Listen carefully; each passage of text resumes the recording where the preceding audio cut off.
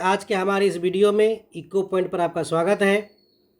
आज की इस वीडियो में हम देखेंगे कि बिहार लोक सेवा आयोग यानी बिहार पब्लिक सर्विस कमीशन ने आगामी होने वाली सभी परीक्षाओं के लिए, चाहे वो बीपीएससी टीआरई 4.0 हो या बीपीएससी के एईडीओ की परीक्षा हो या बीपीएससी पीटी परीक्षा हो, सभी परीक्षाओं के लिए एक नया पैटर्न लॉन्च किया है बिहार पब्लिक लोक सेवा आयोग ने। अब पुराने पैटर्न पर नए पैटर्न पर परीक्षा होगी, नए पैटर्न पर परीक्षा होगी बीपीएससी की सभी परीक्षाएं। और वो पैटर्न क्या होगा, उन सभी चीज़ों पर हम आपको एक एक करके समझाएंगे और बताएंगे कि क्या बदलाव हुए हैं और क्या बदलाव होने से क्या फ़ायदा होगा आम अभ्यर्थियों के लिए। तो सबसे पहले जो ब्रेकिंग न्यूज़ है, बिहार लोक सेवा आयोग से बीपीएससी परीक्षा का पैटर्न में बड़ा बदलाव हुआ है और नया पैटर्न जो होगा वो चुनौतीपूर्ण होगा।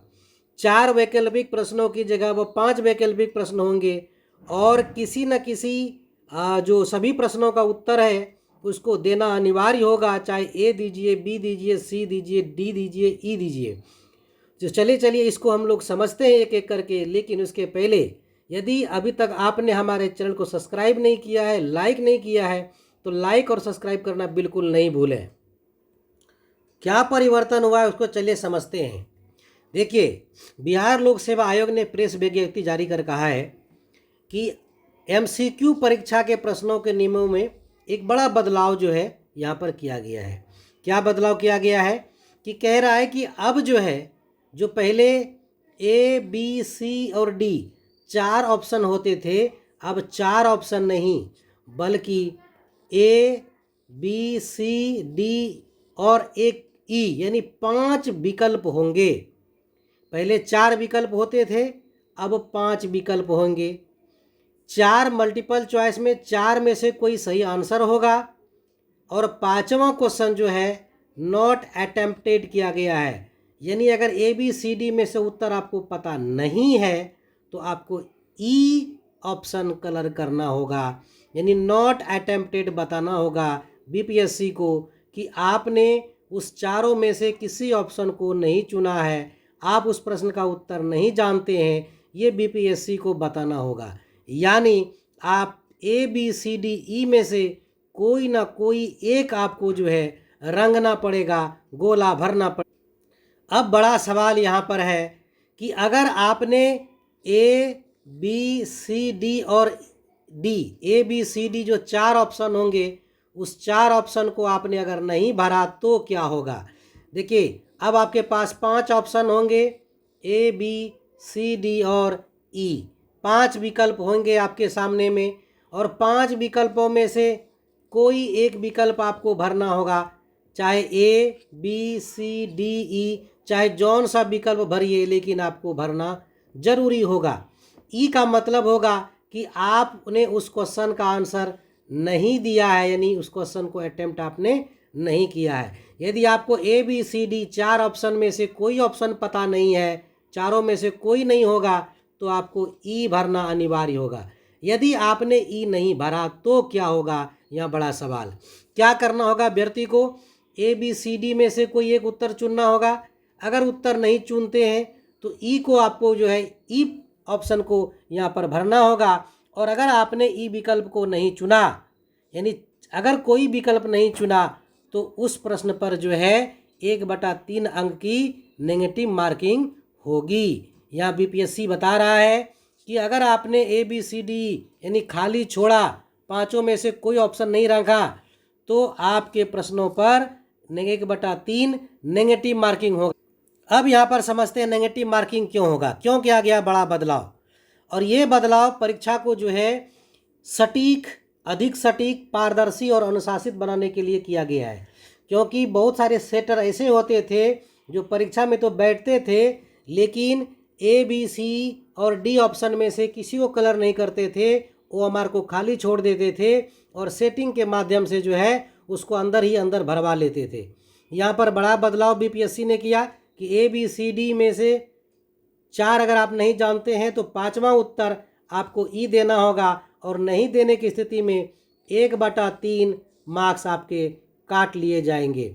और ये कब से लागू होगा ये भी बता दिया कि यह नियम आगामी परीक्षाओं में लागू होगा, यानी आगामी सभी परीक्षाओं में यही नियम चलेगा और इसी नियम के तहत आपको भी चलना होगा। अब यहाँ पर क्या है, अभ्यर्थी को खाली छोड़ना जो है बहुत महंगा साबित होगा।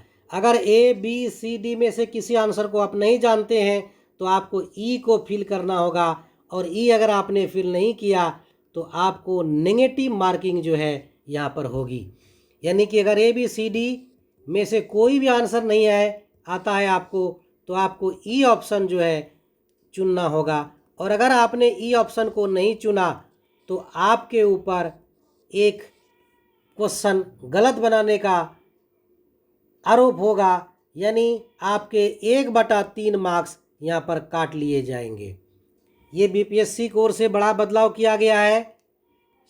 ये जो बदलाव है चूँकि ये इसीलिए किया गया है कि जो सेटर लोग होते थे वो कहीं ना कहीं सिस्टम में छेड़छाड़ करके कहीं ना कहीं अपनी जुगाड़ करके ओएमआर को खाली छोड़ते थे और खाली छोड़कर फिर उसका जो है आंसर बैक रास्ते से, गलत रास्ते से करवा लेते थे और वो परीक्षाओं में सफल भी हो जाते थे। तो बीपीएससी ने इस पर बड़ा लगाम लगाया है।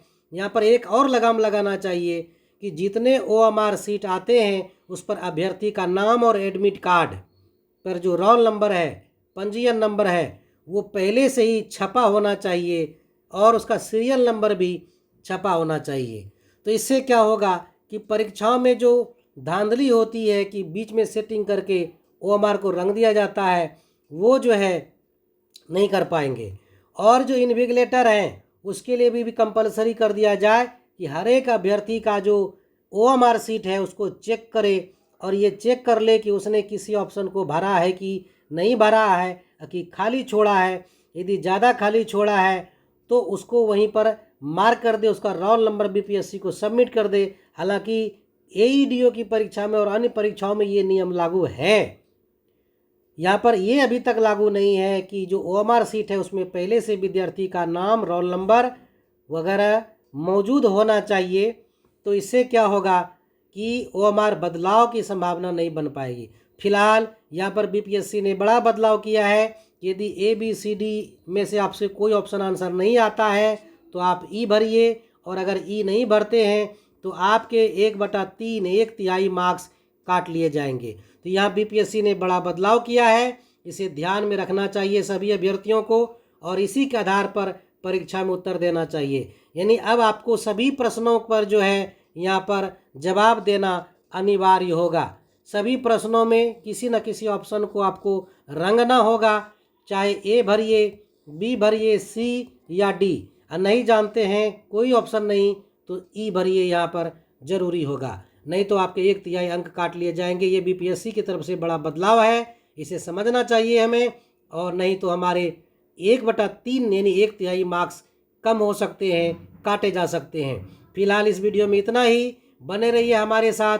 अन्य बदलावों के लिए हम बहुत जल्दी नए वीडियो लेके आएंगे, नए अपडेट के लेके आएंगे और हम आपको बताएंगे कि बीपीएससी ने क्या क्या बदलाव किया है और कौन सी परीक्षाएं कब होनी है उसको भी बताएंगे। तब तक के लिए धन्यवाद।